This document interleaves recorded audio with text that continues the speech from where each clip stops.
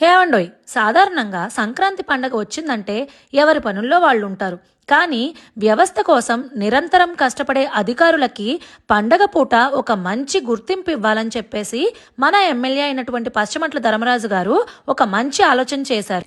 వరుసగా 4 రోజుల నుంచి అస్సలు విశ్రాంతి లేకుండా 25 మంది మనుషులు శ్రమిస్తున్నారు.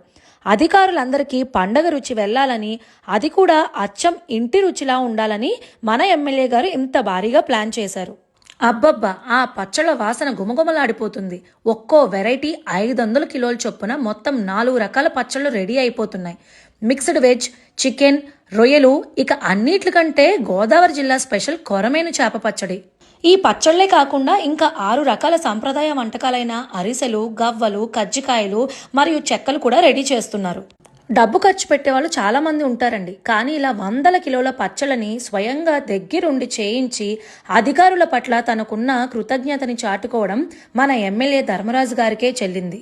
రెడీ అయినటువంటి పచ్చళ్ళని చక్కటి గాజు సీసాల్లో సర్దారు. అలాగే పిండి వంటల్ని చక్కటి జూటు బ్యాగులలో పెట్టి పంచడానికి సిద్ధం చేశారు. సాధారణంగా అధికారులంటే డ్యూటీ చేస్తారు, వెళ్ళిపోతారు అనుకుంటాం. కానీ పండగ పూట వాళ్ళని కూడా తన సొంత మనుషుల్లా భావించి వాళ్ళ ఇంటికి పండగ రుచి వెళ్లాలని మన ఎమ్మెల్యే గారు పడుతున్న ఈ తపన నిజంగా గ్రేట్. ఉంగుటూరు నియోజకవర్గ ప్రజలందరికీ ఎమ్మెల్యే పచ్చమట్ల ధర్మరాజు గారి తరపున సంక్రాంతి శుభాకాంక్షలు.